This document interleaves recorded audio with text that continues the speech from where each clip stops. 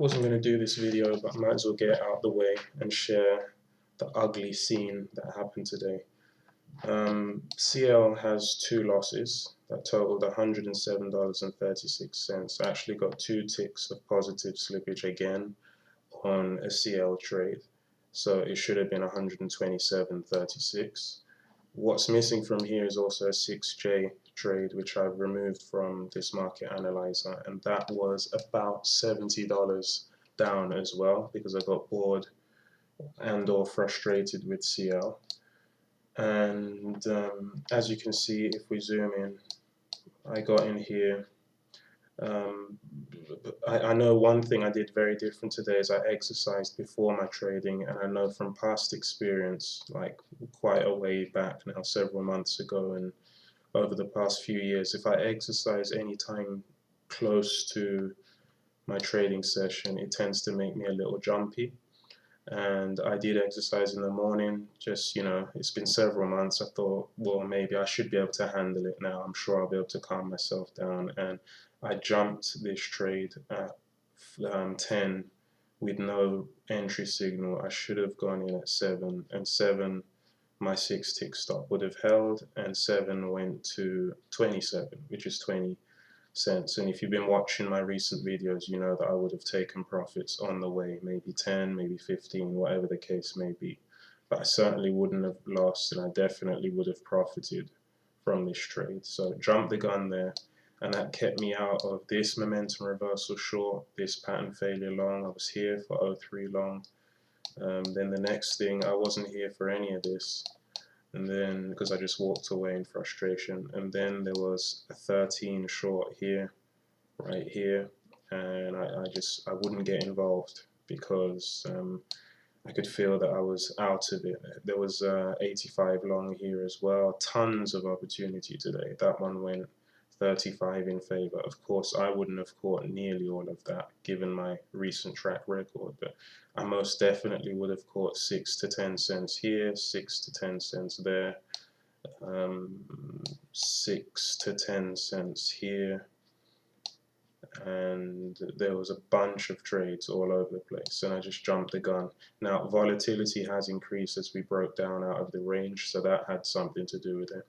And it's just one of those days where a little nudge here and a little nudge there, the exercise in the morning, the increased volatility, jitteriness, and that caused me stop to the tick here. A whole bunch of missed trades as we just spoke about, and then as you can see up there, I got positive 2 tick slippage, which means if it had filled me where it was supposed to, it would have stopped me to the tick here as well, which I find quite amazing. Means I'm in the right places. As you can see, it rolled over from 73, it went down to 65, which would be 8 for my 6. If you had gotten a bit higher, of course, that changes the risk to reward. But this is the problem with the scalpish sort of feely approach, unless you catch some winners.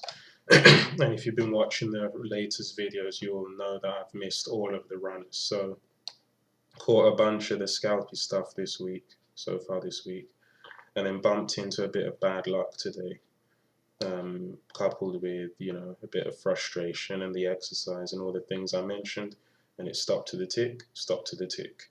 This one eventually went this way. Of course, I would have been short here and then long here to take advantage of some of this up move.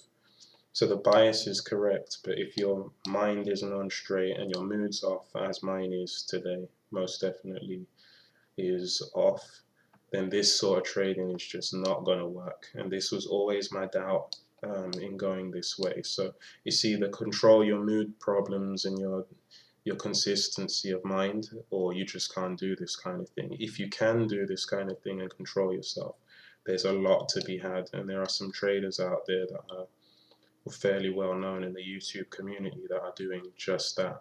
But you've got to iron out your mind, and right now I'm struggling to do that.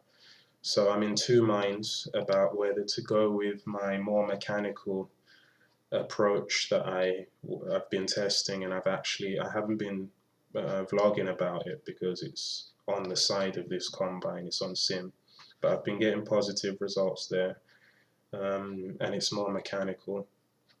So I'm thinking, I'm if I can't, I'm gonna have to look at sorting myself out, life situation, and making things more conducive to trading. But in the meantime, this will definitely be my last shot at the combine.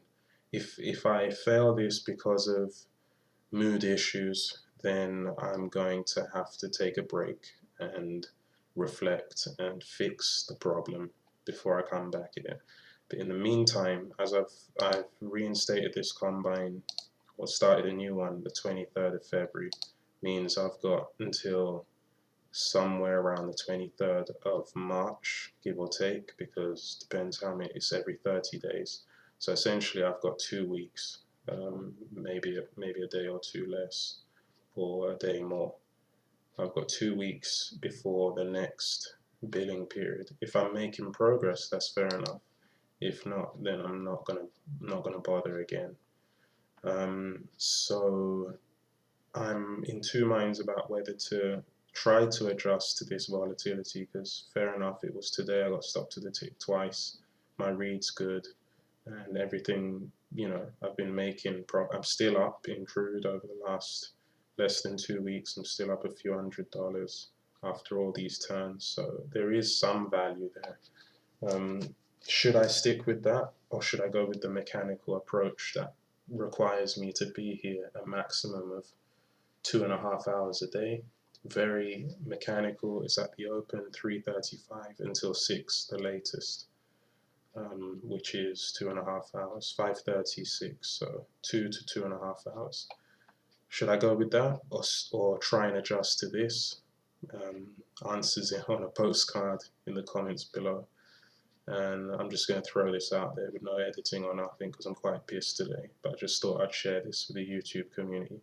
So that's it for now. Back here tomorrow.